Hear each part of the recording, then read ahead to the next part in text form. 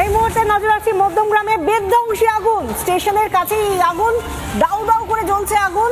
ঘটনাস্থলে দমকলের আধিকারিকরা এই অগ্নিকাণ্ডের জেরে, যেহেতু স্টেশনের কাছে আগুন লেগে গিয়েছে, এত বড় আগুন, সেই কারণে বন্ধ এই মুহূর্তে ট্রেন চলাচল। মধ্যমগ্রামে এই মুহূর্তে যে ভয়ঙ্কর আগুন, ভয়াবহ আগুন আমরা দেখতে পাচ্ছি। মাঝখানে একটি গাছ, নিচ থেকে আগুনের লেলিহান শিখা, আর আকাশ জুড়ে গোটা এলাকা, গাছের পিছনে কিছু দেখা যাচ্ছে না, শুধু ধোঁয়া ছাড়া ভয়ঙ্কর আগুন দেখতে পাচ্ছি এই মুহূর্তে। কালো ধোঁয়ায় ঢেকে গিয়েছে, সামনে রয়েছে বেশ কিছু ছাউনি। যে জায়গাটা আমরা দেখাচ্ছি সেটা স্টেশন লাগোয়া এলাকা, সেখানে বেশ কিছু ছাউনি রয়েছে, বেশ কিছু ছোট ছোট বাড়ি রয়েছে, সেগুলো দোকানঘর হতে পারে, সেগুলো মানুষের বসবাসের জায়গা হতে পারে। কিন্তু এই মুহূর্তে যেটা আমরা দেখতে পাচ্ছি, একটা নারকেল গাছ শুধু দেখা যাচ্ছে, আর তার পিছনে ভয়াবহ কালো ধোঁয়া, কুণ্ডলি পাখি উঠছে গোটা এলাকায়, আর কিছু দেখা যাচ্ছে না। একটা বিস্তীর্ণ এলাকায় এত বড় কালো ধোঁয়া।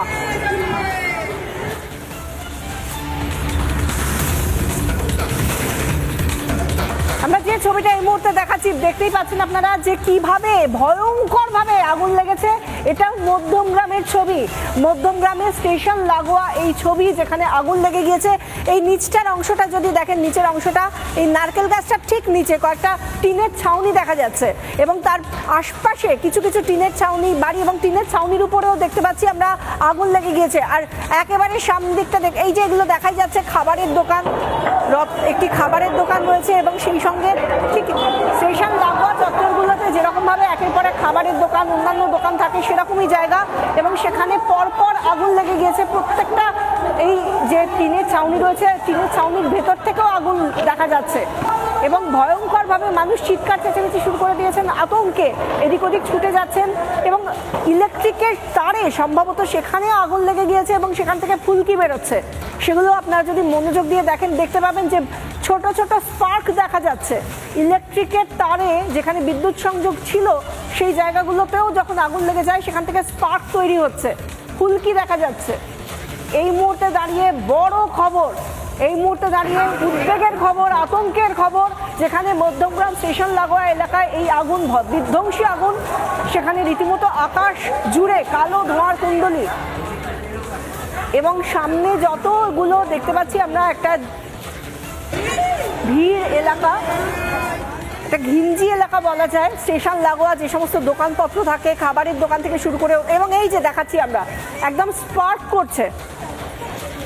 ইলেকট্রিকের পোলগুলো রয়েছে, পোস্টগুলো রয়েছে, সেখানে তারগুলো যেগুলো সংযোগকারী তার রয়েছে, তাতে আগুন যখন ধরে যাচ্ছে, সেইখানে দেখা যাচ্ছে রীতিমতো স্পার্ক হচ্ছে। এবং যখন আগুন লেগেছে সেখানে তো বিদ্যুৎ সংযোগ সেই সময় ছিল, সেই কারণে বিদ্যুৎ যাচ্ছে, বিদ্যুৎবাহী তারগুলো সেখানে রীতিমতো স্পার্ক হচ্ছে বা আগুনের ফুলকি দেখা যাচ্ছে। এবং খাবারের দোকান রয়েছে সামনে স্টেশন লাগোয়া চত্বরে, যেগুলো খুব স্বাভাবিক, সেই খাবারের দোকান, অন্যান্য দোকানপত্র, সেগুলো সব রয়েছে। সেই জায়গায়, এরকম একটা ঘিঞ্জি জায়গায় বহু মানুষ যেখানে যাতায়াত করে, সেখানে এই রকম একটা দিনের বেলা কাজের সময়, একটা কর্মদিবসে আজকে সবাই কাজে বেরিয়েছেন, সেই জায়গায় রীতিমতো উদ্বেগের চেহারা। এত বড় অগ্নিকাণ্ড, সেই ছবি আমরা দেখাচ্ছি। মধ্যমগ্রামে ভয়াবহ পরিস্থিতি এই অগ্নিকাণ্ডের জেরে, লোকজনের চিৎকার শোনা যাচ্ছে, তারা আতঙ্কে রয়েছেন। একদিকে নিজেদের প্রাণ বাঁচানোর আতঙ্ক, অন্যদিকে যারা যারা এই সমস্ত ব্যবসার সঙ্গে যুক্ত, যাদের দোকানপাট রয়েছে, তারা নিজেদের সেই সমস্ত জিনিসপত্র, তাদের সম্পত্তি যাতে ক্ষয়ক্ষতি কমানো যায়, যতটা উদ্ধার করা যায়, সেই চেষ্টা করছেন। কিন্তু এতটা বিধ্বংসী আগুন, তার মধ্যে কেউ ঢুকে সেই তার নিজস্ব জিনিসপত্র বার করবেনই বা কী করে, সেটাও একটা উদ্বেগের জায়গা।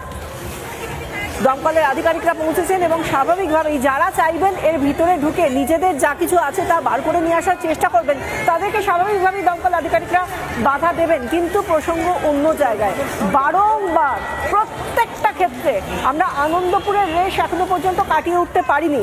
আনন্দপুরে যে অগ্নিকাণ্ড হয়েছিল, সেই ঘটনার রেশ এখনো পর্যন্ত আমরা কাটিয়ে উঠতে পারিনি। সেই জায়গা থেকে প্রায় আমরা যদি গড়ে দেখি, তাহলে 1 মাসে একটা বা অন্তত 1.5 মাসে একটা করে বড় আগুন লাগছে এই শহরে, এই রাজ্যে, বা শহর লাগোয়া বিভিন্ন জায়গায়। সেই জায়গা থেকে দমকল বিভাগ কি করছে, আদৌ কি কোনো রকম ফায়ার অডিট হয় বিভিন্ন জায়গায়, যেটা নিয়ম, সেই নিয়ম কি ফলো করা হয়? কেন কোনো রকমভাবে এত ঢিলে ঢালা ব্যবস্থা কেন? প্রত্যেকটা সময় আমরা দেখতে পাচ্ছি যে এত বড় বড় অগ্নিকাণ্ড হচ্ছে। বেশ আমরা আনন্দপুরে দেখেছি এত মানুষের প্রাণ গিয়েছে, ভয়াবহ তাদের মৃত্যু হয়েছে, তারপরে এত বড় আগুন লাগছে মধ্যমগ্রামে। প্রশাসন কি করছে? এই যখনই এ নিয়ে যখন কথা বলা হবে, প্রশ্ন করা হবে, রাজ্যের মন্ত্রীরা হয়তো রেগে যাবেন। রাজ্যে যারা এর দায়িত্বে রয়েছেন, দমকল মন্ত্রী থেকে শুরু করে যারা পুরো দফতরের কর্মীর থেকেও বড় কথা পুরমন্ত্রী, এর আগে আমরা দেখেছিলাম তারা রীতিমতো রেগে গিয়েছিলেন রিপাবলিকের প্রশ্নের সামনে পড়ে। কিন্তু তাদেরকে তো এই ঘটনাগুলো বারংবার প্রশ্নের মুখে দাঁড় করাবে। যে কোনো মানুষ জানতে চাইবে যে ঘটনাগুলো কেন ঘটছে। একটার পর একটা দিন ঘটছে আসছে এবং একটার পর একটা এত বড় বড় অগ্নিকাণ্ড, মানুষ তার ভিকটিম হচ্ছেন। এই ঘটনায় যারা ক্ষতিগ্রস্ত হচ্ছেন তারা সাধারণ গরিব মানুষ, যারা খেটে খাওয়া মানুষ, একটা দোকান নিয়ে হয়তো তাদের সংসার চলে, তাদের দোকানগুলো তাদের চোখের সামনে মুহূর্তে ভস্মীভূত হয়ে যাচ্ছে।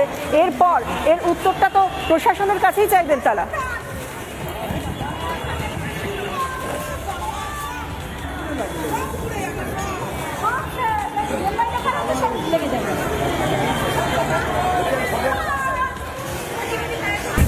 নানা ধরনের কন্টেন্ট দেখার জন্য লাইক করুন, শেয়ার করুন আমাদের ফেসবুক পেজ, সাবস্ক্রাইব করুন আমাদের ইউটিউব চ্যানেল। পাশাপাশি অন্যান্য ব্রেকিং নিউজের জন্য অবশ্যই চোখ রাখুন রিপাবলিক বাংলায়।